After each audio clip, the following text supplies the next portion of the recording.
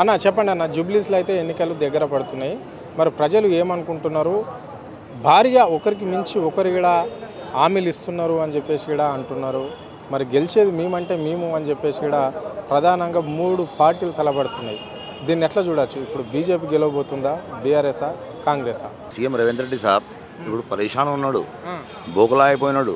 ఎందుకంటే మన సునీత మేడం ఉంది కదా, ఇంత జనాభా ఇంత మా పార్టీ వర్కర్స్ ఉన్నారు కదా, ఇంత కష్టం చేస్తున్నారు. ఎట్లయినా 100కు 100% మాదే గెలుపు ఉన్నది. వాళ్ళు కండిషన్ పెట్టినారు, మేము ఆ ఇస్తా ఇది ఇస్తా ఇది ఇస్తా ఇది ఇస్తా అని. ఇంకా ఏమీ లేదు, ఖాళీ బియ్యం బియ్యం బియ్యం బియ్యం అని పట్టుకున్నారు. బియ్యంలో రేషన్లో అంతా పురుగు ఉన్నది. మన తినగలము నంబర్ 1. నంబర్ 2 ఏంటి అంటే షాదీ ముబారక్ కళ్యాణ లక్ష్మి ఉండే కదా. సెకండ్ది 1 తులం బంగారం ఇస్తా అన్నాడు.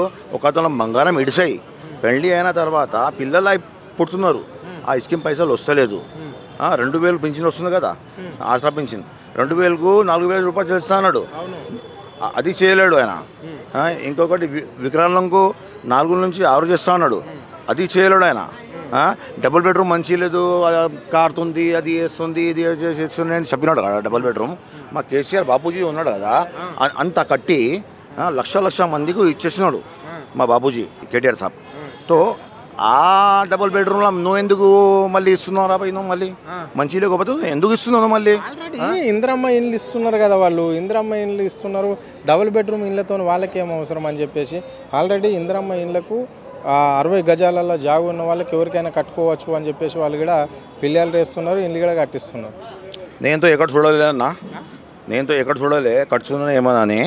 ఒకటి ఎక్కడి అవుతా ఉండొచ్చు, మగర్ మొత్తం ఫెయిల్. బస్ అంటున్నారు, బస్కు బి ఫెయిల్ ఉన్నది. బస్ డిలక్స్ బస్లా 1 డిలక్స్ 5 డిలక్స్ బస్ ఉంటే 5 డిలక్స్ బస్ ఉంటే 2 ఆర్డినరీ బస్సు ఉన్నారు. ఆర్డినరీ బస్లో లేడీస్ ఎక్కి కొట్లాడుకుంటున్నారు.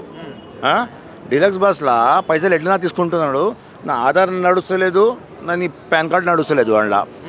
మళ్ళీ డిలక్స్ బస్లో టికెట్ తీసుకుంటే, బస్లో టికెట్ తీసుకుంటే గిట టికెట్ పెంచినారు. ఆర్డినరీ బస్లో మగవాళ్ళ వాళ్ళకు టికెట్ పెంచినారు, చిన్న పిల్లగాళ్ళకు 5 రూపాయలు పెంచినారు, ఫేర్ పెంచినారు. మతలబ్ ఆడవాళ్ళ టికెట్ ఇట్లా ఆర్డినరీలో తీసుకుంటున్నాడు ఆయన. ఓకే, మరి రేవంత్ రెడ్డి అంటున్నాడు ఆయన మొత్తం 6 గ్యారంటీలు జూబ్లీస్లో గెలవకపోతే 6 గ్యారంటీలు ఆగిపోయే అవకాశం అయితే కనిపిస్తుంది. తప్పకుండా నవీన్ యాదవ్ని గెలిపించాలి, లేకపోతే జూబ్లీ ప్రజలకు 6 గ్యారంటీలు ఇవ్వము అని చెప్పేసి కూడా కరాఖండిగా చెప్పడం జరుగుతుంది. అంటే ఓన్లీ జూబ్లీస్ని ఇవ్వడా, లేకుంటే తెలంగాణ రాష్ట్రంలో అందరికి కూడా 6 గ్యారంటీలు ఆగిపోతాయా? అన్న గ్యారంటీ ముందుగాలతో అయినా చేయగలడు, బడ్జెట్ లేదు. మేము 5 సంవత్సరంలో ఎంత బడ్జెట్ ఇచ్చినాం మేము.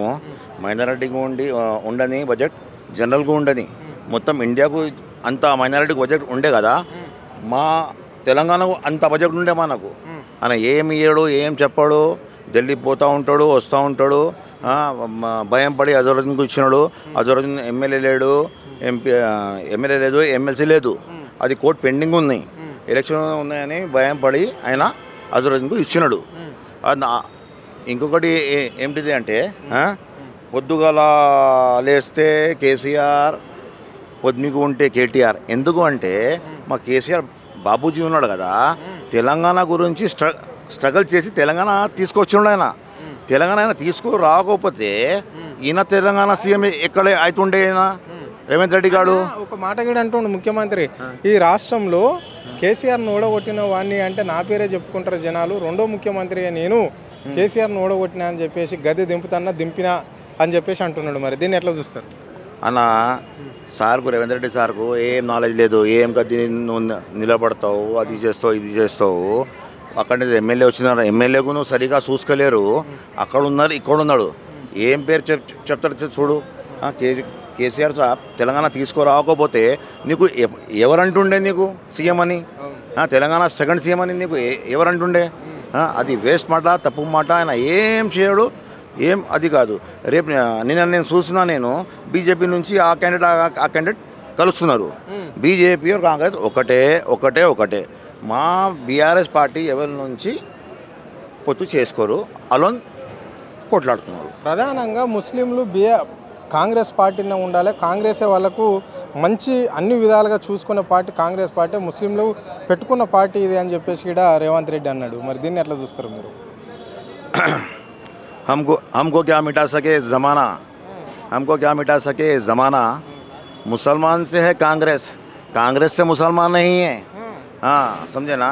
जब से दुनिया बनी गई है ఎప్పుడు నుంచి ప్రపంచం ఉంది అప్పుడు నుంచి ఉన్నారు ముస్లిం.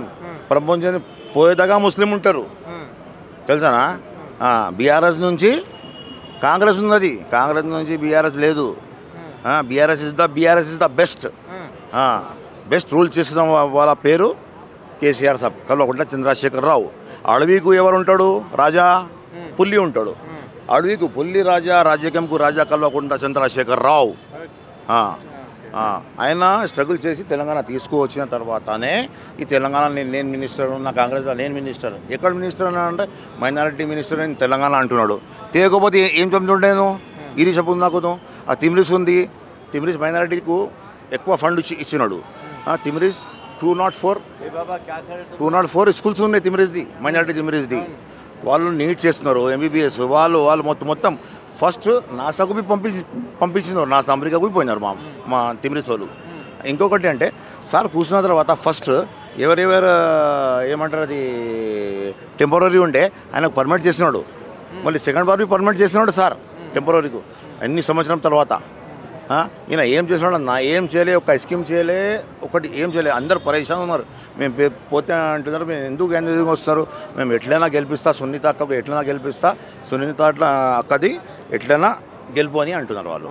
Thank you.